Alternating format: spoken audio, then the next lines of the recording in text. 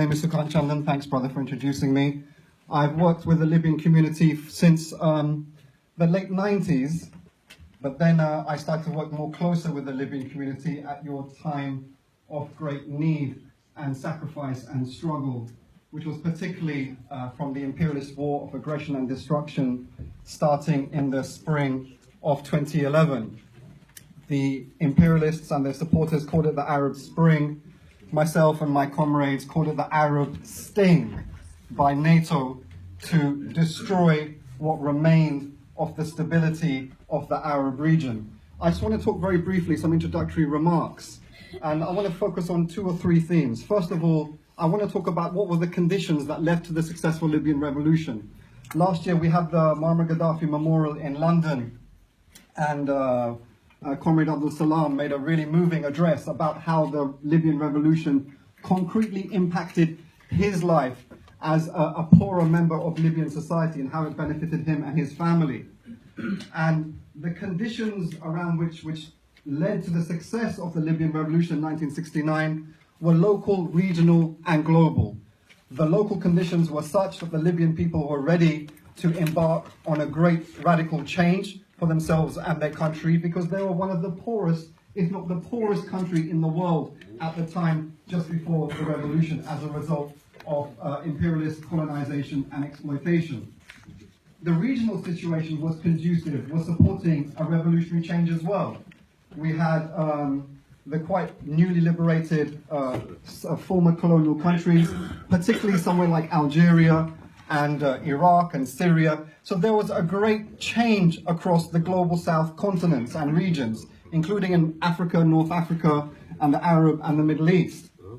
And then the global situation was favorable to revolutionary change against imperialism and for socialism at the time. The world was much more balanced in a healthy way for us. If you had a liberation movement against imperialism, you could receive a lot of support indirectly and indirectly from the socialist, anti-imperialist and non-aligned camp. So because of all of these conditions, Mouammar Kadhafi and his comrades could conduct a successful revolutionary change in September 1969. Now, fast forward to 2011, the point of our revolutionary movements, the point of our revolutionary project is to unite the oppressed and to lift up the masses' living conditions and political conditions. And that was very effectively done in Libya. Libya was blessed by God on having some of the best mineral resources in all of the African continent, having the best crude oil in the world, and a relatively small population, and a system of popular governance and socialism. So the standard of living of the Libyan masses was elevated very quickly. Very famously, Mouammar Kadhafi said, "My own mother will not have a real house until every Libyan has a real house themselves." And he stuck to that promise. Such was his commitment to change for his people. I'm talking about uniting our people and bettering their conditions, because what happened in 2011, in the spring of 2011, was the revenge of all the forces who lost out from that revolutionary change. It's all those forces who were allied to colonialism and imperialism, who lost out as the masses gained. And in 2011, they sought their revenge along with their colonial masters, which was the leading countries of NATO. And we're still in this situation today.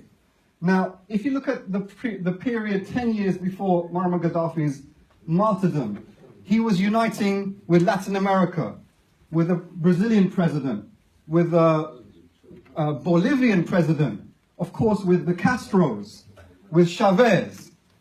And that was, in my lifetime, perhaps the strongest position the global South have been in.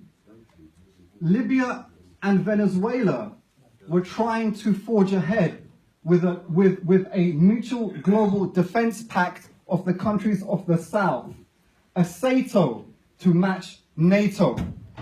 But in hindsight, and hindsight is a wonderful thing, and we shouldn't punish those that we criticize in hindsight.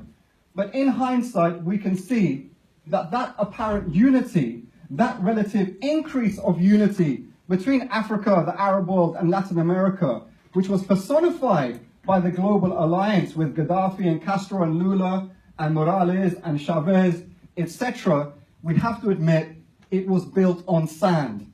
Because when one of ours was attacked, the others did not come to their defense. When Libya was attacked, no one, although the political statements were very nice, Hugo Chavez says some great things, and we respect him for saying those things. But without coming to each other's defense and unity, we will lose and we will die. And that's exactly what happened in the Libya scenario. Can you imagine if Chavez had given some brigades of his army to Libya? Maybe then the imperialists would think twice. The struggle of Libya needs to be globalized. The struggle in Syria became globalized several years later. And Syria survives, and Syria sees successes against the death squad project of imperialism. I don't think the Russian intervention in Syria is without criticism and problems. I think it's with many problems and criticisms. But at the end of the day, Syria survives. And that's what's important. Now, if we see the situation today, and I want to finish off with this, talking about the situation of immigrant communities in the West, and in Europe in particular, and Britain specifically. Why do I want to talk about that?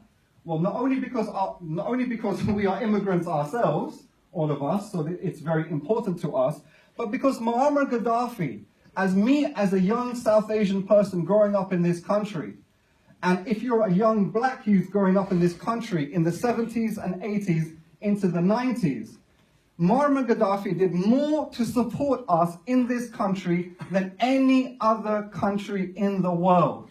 This is a historic fact. All the radical Asian and African grassroots organizations, nearly all of them, had serious, considerable support from Mouammar Kadhafi politically and financially. But look at the situation of immigrant communities today in this country and throughout the West. We have the modern fascists and Nazis who are attacking us constantly. In this country, it's people like Boris Johnson, Nigel Farage, Katie Hopkins, Tommy Robinson, and Jacob Rees-Mogg, who are the symbols of the far right, who are leading the attack on Muslim people and immigrant communities in particular. Immigrant communities are not uniting. They're not working together. And we have no one like Mouammar Kadhafi to say to us, we care about you. We want you to have a better condition in the West. And we will support you in that struggle for equality and liberation. We don't have that support anymore. But we need to do those things ourselves. And there's a problem here that even the fascists have tried to be our false friends of Libya before. The false friends of Syria before, of Iraq before. But the reason they seem to support us is not because they actually support us, they don't. Because they want to say, Syria belongs to Syrians, so Syrians, you stay over there in Syria. Libya belongs to Libyans, so Libyans, you stay in North Africa and keep the British for the white British. Britain for the British, Europe for the Europeans, Africa for the Africans, etc. But the world does not work that way. Nature does not work that way. Nature likes diversity. Nature likes intermingling. Nature likes unity. Nature does not like death and disunity and destruction.